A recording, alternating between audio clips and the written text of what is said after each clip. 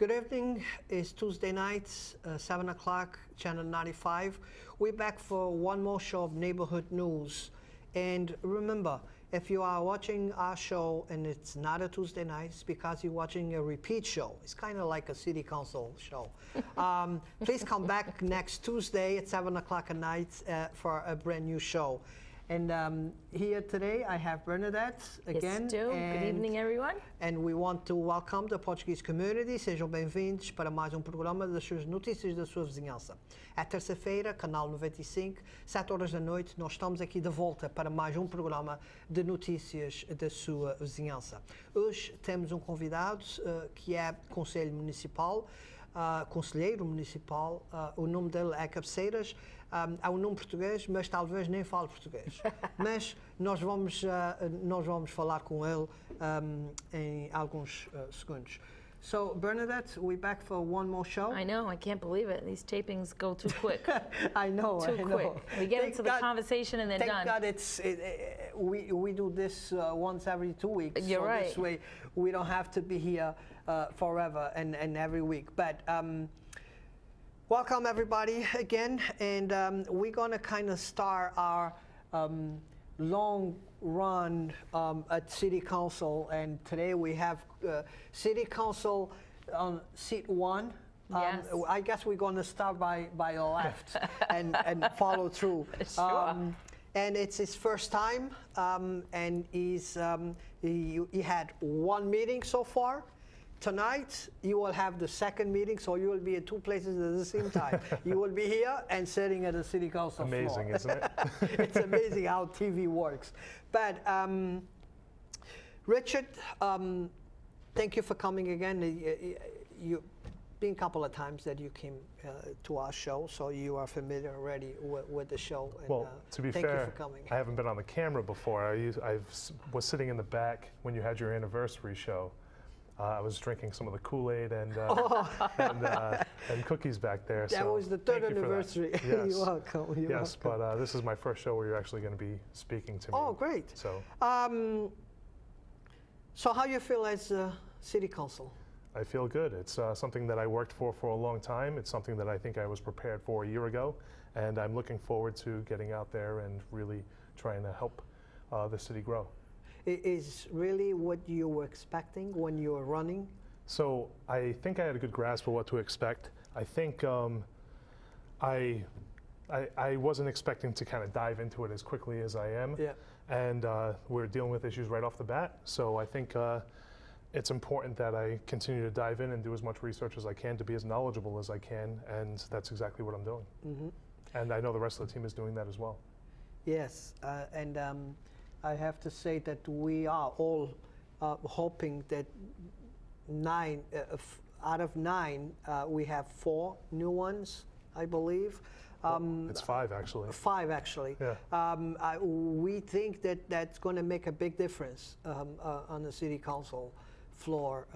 New ideas, new bloods, and one thing that I was going to go in front of the City Council at the last meeting, but I kind of back out because, you know, with all the rules that the president was throwing on the table, I was like, I don't want to get arrested right on the first City Council meeting. Probably I'm going to talk about something that's not city related or whatever, somewhere I will mess up somewhere. So I kind of just sit back. I said, not today. But I cannot promise that I won't be there in front. We know we can't hold you back soon. But I'm looking forward to it. I hope that you do take your opportunity. We're allowing everybody the right to come down and speak for the 3-minute period of time, either before finance or before the City Council meeting. And we're actually allowing 30 minutes before the City Council, before finance, and 30 minutes before City Council. So you have more than enough opportunity to be able to state before the City Council, before the City Council first meeting, was rumors that those 3 minutes was gonna they were going to take away the 3 minutes. Was ever I- any conversation about? I wouldn't have entertained anything like that. I think it's important for people to be able to come down during their city council meeting. Absolutely. And I think it's important to hear what people have to say. So if anybody would have tried to take away or stifle the opinion of the people, I think I would have been very upset and fought adamantly against that. But that being said, I do think that it's appropriate to kind of give a timeline. That way people are prepared to come down, be concise, and not drag on and jump all over the place. Right. Very much like I'd like to see the city council meetings be conducted in the future. So last meeting, I made sure if somebody strayed off topic, I called a point of order and said, relevance. Reason being is I think it's important that we stay on topic, not only for the purpose of keeping the meeting short, but to keep people paying attention to the meetings for what matters to them. And I think that citizens' input has to stay in place for that, the way that it is for that reason. On the other side, I have to agree that that we need to respect not just the chamber, but we need to respect the city councils. I know through this last year was a lot of called names. Names been called to city councils, and it's not the right way to approach a city council. We may not agree, and I had opportunities that I was not agreeing with some city councils, but I always respected them because Absolutely. behind that seat, I need to respect them, and call them by a city council seat instead of a city council name. Well, to be fair, it's this old military concept that we used to talk about. You may not respect the person, but you have to respect the position. And it's something that carried me through the military. And I think it's important that all the city councilors respect each other. And if we don't, then A, we're not going to be able to work together. And if we're not working together, we're not going to be able to represent the people of Fall River in the best manner. Right. And B, it just makes us look bad. We need to be able to treat each other with dignity and respect, and we need to lead by example. So one of the things that I said before Sean, before we had that first meeting with Sean, I said, listen, in order for us to be able to enforce the rules with the people, we have to enforce our own rules. We have to follow the rules that we set for ourselves. Absolutely. And unless we do that, we're hypocritical when we tell them to follow the rules. And I think that's something that he's actively working towards, and I appreciate that, he and Linda. That's good. That's Yeah, good. I think setting down the rules, I think that was a good thing, especially in the first meeting. I agree. I think, and he conducted his first meeting well. I have to give Sean a lot of credit.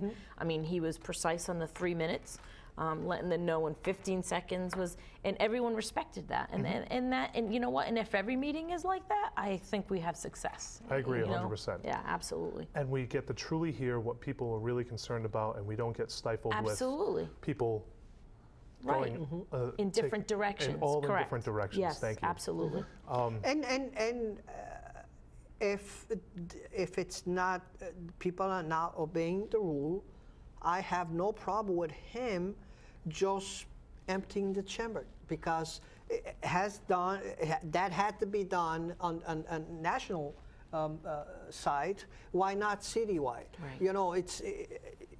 If he thinks that he's going to get the meeting going in a good way, and for that he needs to evacuate the chamber, I think he has all the right to do it. So he does have the right to do that. However, I think that's an extreme case. That's if the entire crowd is being... Believe me, we had that extreme before. So that's why I'm saying. I've been in the crowd during that extreme, so I know exactly what you're talking about. So on that extreme, he has all the rights, and I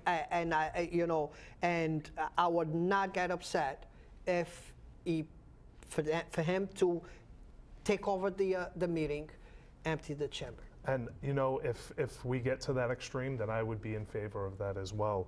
I think it's important that we try to find the root of the problem as opposed to just saying, all right, we're going to empty the chamber. So if it's one person who's being unruly, let's get rid of that one person. Yeah. And it's fair to give somebody a warning. Hey, listen, you do it again, we will throw you out of this chambers, Correct. these chambers. And I think that we need to do everything we can in order to allow for a discussion as opposed to trying to stifle it. And I think as long as people are willing to abide by the rules, because it is a public meeting, then we're going to be in a situation where we can have as effective as a public meeting as possible. And that's my goal. And I have to throw this out there is that building has no safety at all. I don't think that anybody and any can walk into that chamber with any kind of weapon, because it's open. The door is open. It's a public building, yeah. It's a public building, Yeah. but you don't have a way to stop anybody. Nope. So to be fair, and I'm a combat veteran, I am not in the least bit concerned about somebody. Am I concerned about somebody potentially walking in with a gun? Yes, but I'm not concerned about being there. I'm not going to allow that to stop me from being in a meeting and doing what the citizens basically hired me to do, which is represent them for the best interest of the city of Fall River. So that's what I'm going to continue to do. And last meeting, the president and the vice president had asked police to come down and kind of make sure that people were safe inside the chambers. And I think as long as he's doing that, he's addressing that concern eventually. So I think, I don't think that that's going to happen, but in the event that it does, or in the event that I was even thinking that it was going to happen, I'm going to make sure that I'm going to be in those chambers every single time we're scheduled to meet. It's important not only for the council to be able to show their presence, but it's important for the morale of the people of Fall River that the council isn't afraid of somebody walking in the door and potentially doing something that could be catastrophic. So let's talk about, so your first agenda, what's your first vote? Do you remember your first vote? No, I don't remember what the first thing I voted on was. I can remember some of the contentious issues. Yeah. I can remember some of the things we talked about, but let's see, what would have been the first thing that, yes, it was what we were talking about in the Finance Committee. So it would have been the reallocation of $4,000 to the police department because of the fact that there was collective bargaining issue and they went to arbitration and they had won.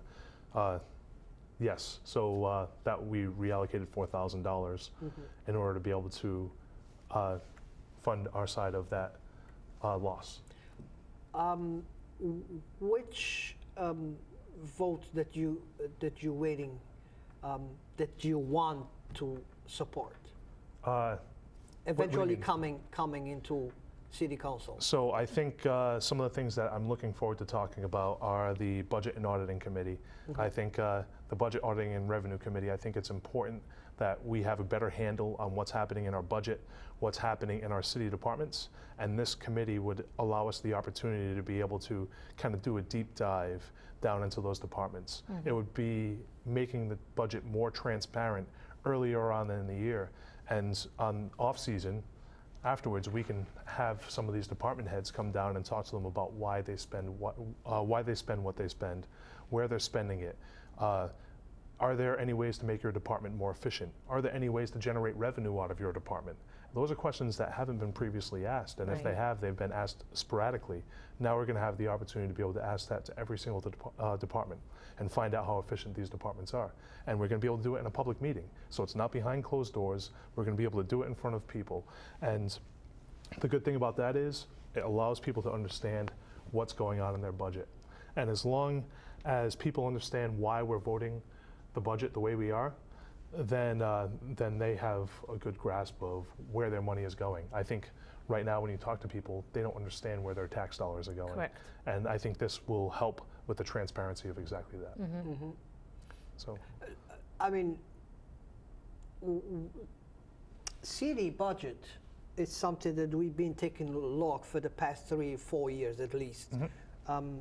Myself, I got the papers, and I go through the papers, and I identify some stuff that I bring to some city councils, but nothing was ever done, whatever. And that's why I'm looking for the new city councils. But this year, I'm more interested in take a look at the school budget than I am at the city budget. Because city budget, we probably could cut here and there a little bit. It's not much to be cut. But school budget, I think we have a lot to cut on the school budget. So one of the big issues that we're going to be dealing with right now, or at least the school committee is going to be dealing with, is for the first time in a long time, level services, which is the amount of money that's needed to be able to provide the same amount of services as the year previous, is going to be higher than net school spending is. Meaning that normally the city council is scrambling to fund net school spending, or the administration is scrambling to fund net school spending, and the city council is pushing them to fund net school spending. And level services is less than that number. This is the first time where net school spending is going to be less than level services, meaning that the school committee they're going to have some tough decisions to make. And I think that that's where you're going to get some of those questions answered. Where are we overspending, if we're overspending? And do I know that they're overspending? The budget that I get, which is all numbers, I don't necessarily know. I know that a lot of people who are titled administration aren't administrators. People like guidance counselors and stuff like that are also administrators, or also part of that administration line item. So it doesn't necessarily represent all people who govern other people. So that's one of those kind of things that people will talk about, that we're administration heavy, not realizing that the guidance counselors, that the early language learning teachers, that the people who provide special needs services, they're all included with that administration line item. Yeah, I wish they would break it down, you're right, because just like the city is a little bit more broken down. The school, you kind of look at it, and he's right, all you see is a bunch of numbers. That's right. I really wish they would break it down a little easier, like the city. Can the city council? No, yeah, No. it's the school Do committee. No, anything? because what happens when it comes to the city council, the positions aren't listed by name, they're listed by numbers. It's very, very difficult to be able to kind of fish through it without the names associated with the position. It's very, very So There's difficult also job. too many of them too. Yeah, I mean, yeah, Yeah, I they have understand that. 1,800 employees. there's a lot of But employees. can the city council say, okay, we are $4 million short on the budget. Can the city council send it back? And I start sounding like Joe what's his name, Joe Martin, saying, you know, can the city council send a budget back and say, you know, we don't have $4 million. You need to come back with a cut of $4 million. If we were funding it larger than net school spending, then we could say that. However, if they're spending net school spending, the city council doesn't have the ability to say, well, we think you're overspending. We're asking you to cut $2 million so we can feed it back into the city budget. Otherwise, we're not compliant with net school spending. Because the problem I have is, doesn't matter how much more you're going to give to the school department, the end of the books, the money's never left there. You know, they will find a way to spend it, and then it's the excuse is, if you're not giving me the money, it's because you don't like the kids. So, you know, I've heard that. I don't know that they're spending money wastefully.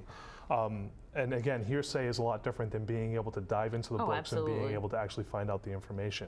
And that's the school committee's job, frankly. So they are doing that. And I'm excited to work with my colleagues and in the school committee in order to be able to help them out if they need my assistance for it. because I think the city councils will get involved this year. I heard something about that you'll be part of the process. I'm excited if the school committee is willing to work with me and trying to figure out where good places, where I think good places to cut would be. Right. I'm excited to learn about where the budget more so.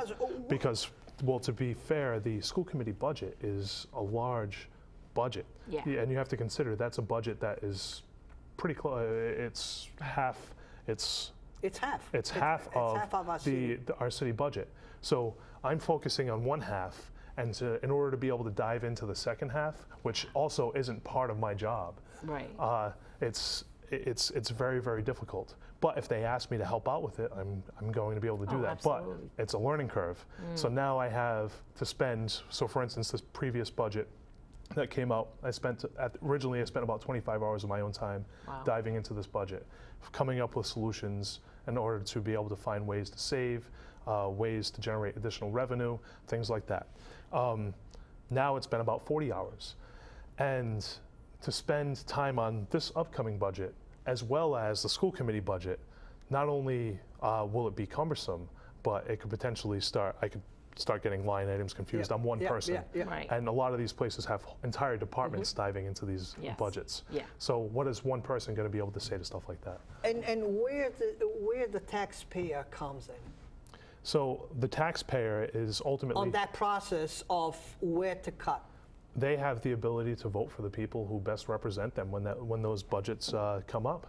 So if they feel, for instance, me, if any person feels that I didn't operate in the best interest of the city or them, they have the ability to not vote for me next time. Right. And my goal is to be able to do what's best for the city for the long term, not kick the can down the road. Let's figure out now how to spend properly to make sure that our budget is the best it can be this year, next year, and every following year, so that way our children have a better city to live in. And if that's what you want, then that's exactly what I'm going to do. And if that's not what you want, if you're looking for an immediate savings, that's not. I'm not the guy. I think that's who I need to bring on the show. It's make Mayor Brown, because I have a lot of questions for her myself. And you know, on the school. But I understand it is a huge budget. And it's not the first time that I said this. 10,000 kids spend, not them, but the school department, Right. to educate 10,000 kids is the price of 80,000 taxpayers in Fall River. We spend the same money to take care of a city of 80,000 people that the school spends to take care of 10,000 kids. Those numbers, to me, don't match, don't make sense at all. And I would not be complaining if we had 5 teachers per class. I would not be complaining. But we barely have 1 teacher per class for 40 kids. Yeah. so, to that point, I think that it's important Class that sizes we're. are too big, I'll agree. I think that it's important that we're spending the money on our education system. I think that if we had more money, I think one of the first places that we should spend it on after all departments are even we is really education. spending the money on education? Yeah, I think we are. And support staff is education. So for instance, these educators, in order for them to be able to educate in the best possible way, they need support staff. So they need people to send their kids if they're unruly. They need people to kind of help guide them to be better educators. They need guidance counselors for the kids to be proper in class. They need ELL teachers in order to be able to come in and help these kids who have difficulty speaking the English language. The support staff helps education. And that's why I had to clarify that the administration line is also including these people. I think the common misconception is that all these people are principals and vice principals and administrators. Right. That's not the case. And I think anything we can do in order to be able to increase our education in the city of Fall River is a good step in the right direction. However, that doesn't necessarily mean that we just throw money at something. That means that we throw money at things that have, and on your previous show, somebody said return on investment. I think we need to make sure that what are we getting the best bang for the buck?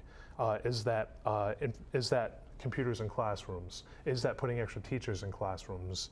And we ask people who are subject matter experts, and frankly, I'm not a subject matter expert.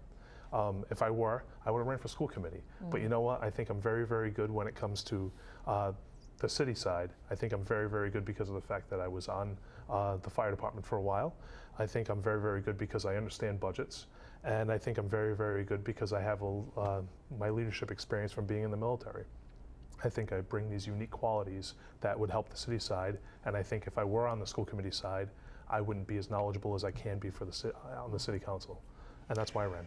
And let's bring it back to city council. this, so you're in for 2 years, and you see,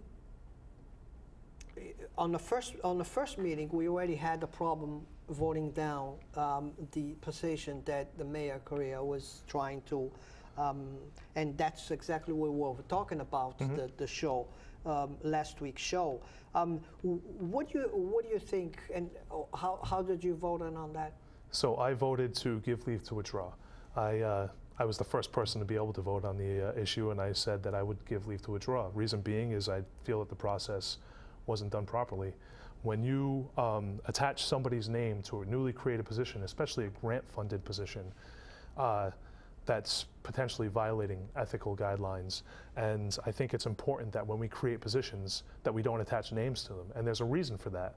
The reason being that that person may not hold that position forever. But if it's an ordinance, we're going to be paying that position until we take it out of ordinance. So now we're adding pension, now we're adding healthcare, and we're adding all these other things to a position that had a resume attached to it.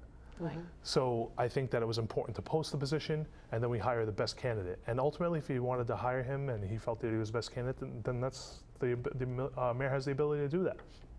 But the process has to be done right. And I think the council stated something very clearly the first meeting, and it was that the process has to be right when you send something down to us. And in the event that you don't, then we're going to make sure that we do the right thing with it. And you don't think that on that case it's killed? That's it?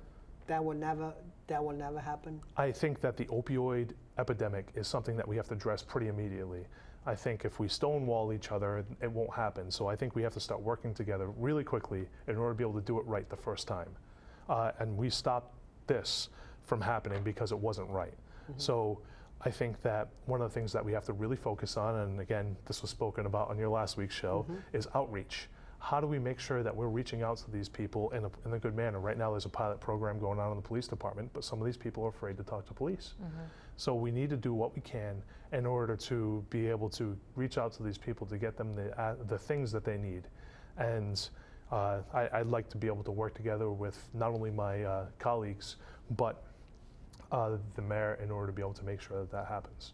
So you will support the position if it's done the right way? I feel that exactly that way. If it's done the right way, if we don't attach the name to the position and we post the position properly, then yes, and we hire the right person by the guidelines of the grant, then yes, I would be more than in favor, because I think that starts the process of us doing it the right way, or of us approaching this opioid issue. You think that will come back into City Council? Well, I'd say that in the event that the mayor doesn't send it back down to City Council the right way, then the City Council will start getting creative and create our own policy. We'll be sending it down in the form of resolution to ordinance, and we'll weigh it out in ordinance. I'm already exploring those options. Good. Yep. Very good. It's good. Very good.